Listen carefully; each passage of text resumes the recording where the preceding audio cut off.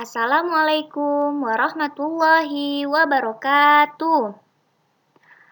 Apa kabar anak-anak sekalian? Baik-baik semua kan? Nah, sebelum kita memulai pelajaran hari ini, izinkan Ibu untuk memperkenalkan diri. Perkenalkan, nama Ibu Rizky Nurul Hakiki. Anak-anak bisa memanggil Ibu dengan sebutan Ibu Kiki. Nah, untuk memulai pelajaran hari ini, alangkah baiknya kita berdoa terlebih dahulu. Ayo sama-sama berdoa. Bismillahirrahmanirrahim. Rabbi zidni ilma warzuqni fahma. Amin. Nah, ada yang tahu hari ini kita akan belajar apa? Ayo belajar apa?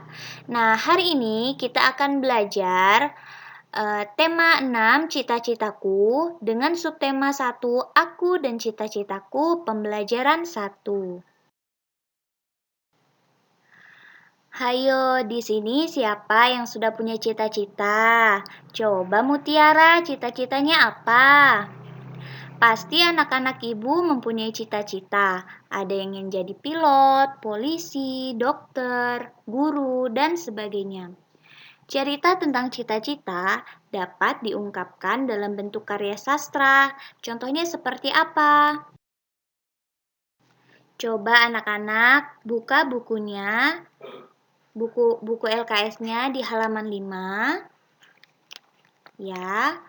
Nah, di situ ada puisi judulnya Cita-Cita. Selamat pagi dunia, sambut mentari dengan senyuman. Wujudkan cita-cita untuk masa depan. Teruslah berjalan walau penuh rintangan. Aku yakin ada kebahagiaan menanti di sana. Jangan ada kata menyerah, teruslah mencoba. Karena cita-cita adalah sebuah pengharapan, percayalah kau bisa. Wujudkan semua cita-citamu, siapkan diri untuk meraihnya.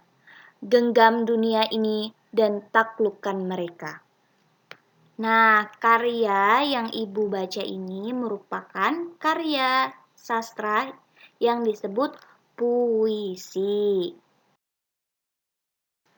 Nah, jadi puisi itu apa sih? Jadi, puisi itu adalah karya sastra hasil ungkapan dan perasaan penyair dengan bahasa yang terikat irama, mantra, rima, penyusunan lirik, dan bait, serta penuh makna. Puisi terdiri atas bagian-bagian yang merupakan kumpulan kata-kata yang disebut baris puisi. Lalu baris-baris puisi terkumpul menjadi bagian-bagian yang disebut bait puisi. Nah, contohnya, Ibu contohkan, selamat pagi dunia, sambut mentari dengan senyuman. Wujudkan cita-cita untuk masa depan. Teruslah berjalan walau penuh rintangan. Aku yakin ada kebahagiaan menanti di sana. Jangan ada kata menyerah, teruslah mencoba. Jadi, puisi yang Ibu baca ini terdiri atas bagian-bagian yang merupakan kumpulan kata-kata yang disebut baris puisi. Nah, baris puisi ini terkumpul menjadi bagian-bagian yang disebut bait puisi. Nah, sampai sini anak-anak sudah paham tentang puisi? Ibu harap anak-anak paham ya. Nanti akan Ibu beri soal. Nah, materi selanjutnya kita akan belajar tentang memahami siklus hidup makhluk hidup. Ayo coba anak-anak sekarang buka bukunya di halaman 6. Sudah? Nah, siapa di sini yang suka mengamati makhluk hidup? Seperti ayam, kucing, bebek. Nah, setiap makhluk hidup mengalami perubahan dari mulai dilahirkan hingga dewasa. Seperti Yudi yang senang mengamati makhluk hidup yang ada di sekitarnya. Salah satu hewan yang senang Yudi amati adalah ayam. Ayam adalah salah satu contoh burung. Ayam menghasilkan anak dengan cara bertelur. Telur yang dikeluarkan induk ayam akan menetas menjadi anak ayam yang mirip induknya. Oleh ibu guru, Yudi mendapatkan penjelasan bahwa setiap makhluk hidup mengalami perubahan dari mulai dilahirkan atau ditetaskan hingga dewasa dan akhirnya mati. Perubahan makhluk hidup seperti yang dialami oleh ayam itu disebut daur hidup atau siklus hidup. Nah, dalam pertumbuhan dan perkembangannya ada hewan yang mengalami perubahan ukuran, ada pula hewan yang mengalami perubahan bentuk atau yang disebut metamorfosis. Jadi metamorfosis itu apa sih? Metamorfosis adalah perubahan bentuk dalam tahap perkembangan hewan. Nah, jadi metamorfosis itu apa? Ya, metamorfosis itu adalah hewan yang mengalami perubahan bentuk. Nah, selanjutnya coba buka bukunya halaman 6, dibaca yang nomor 1, yaitu daur hidup tanpa metamorfosis. Daur hidup tanpa metamorfosis yaitu tidak disertai dengan perubahan bentuk. Hewan yang mengalami daur hidup tanpa metamorfosis antara lain kucing, ayam, burung, ular, buaya, sapi, kambing, dan sebagainya.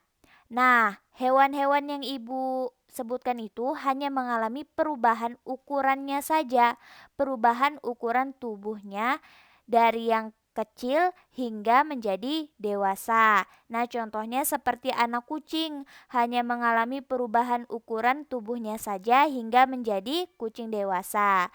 Jadi, kucing itu tidak memiliki perubahan bentuk, tapi dia mengalami perubahan ukuran tubuhnya saja. Sudah paham? Paham kan? Nah, hewan yang tidak mengalami metamorfosis ini termasuk golongan mamalia. Mamalia adalah hewan yang menyusui anaknya. Umumnya mamalia menghasilkan anak dengan cara beranak atau melahirkan. Nah, selanjutnya yaitu daur hidup dengan metamorfosis. Tadi kan sudah dijelaskan, metamorfosis adalah perubahan bentuk dalam tahap perkembangan hewan. Nah, metamorfosis dibedakan menjadi dua, yaitu ada metamorfosis sempurna dan metamorfosis tidak sempurna.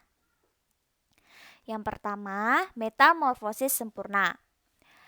Metamorfosis sempurna itu adalah perkembangan hewan yang mengalami perubahan bentuk yang sangat berbeda, sehingga bentuk hewan yang baru lahir sangat berbeda dengan bentuk hewan dewasanya.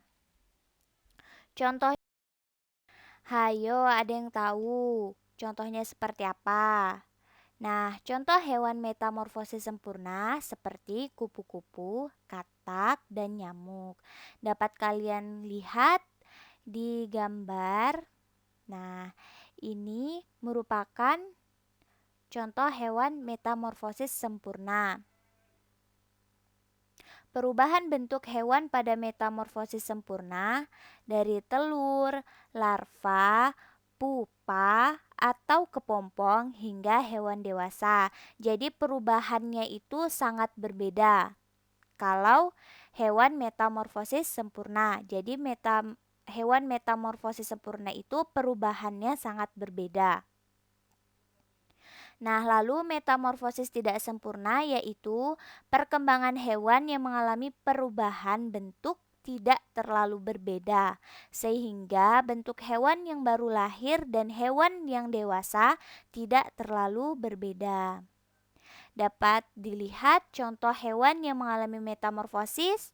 Perhatikan di bukunya di halaman 7.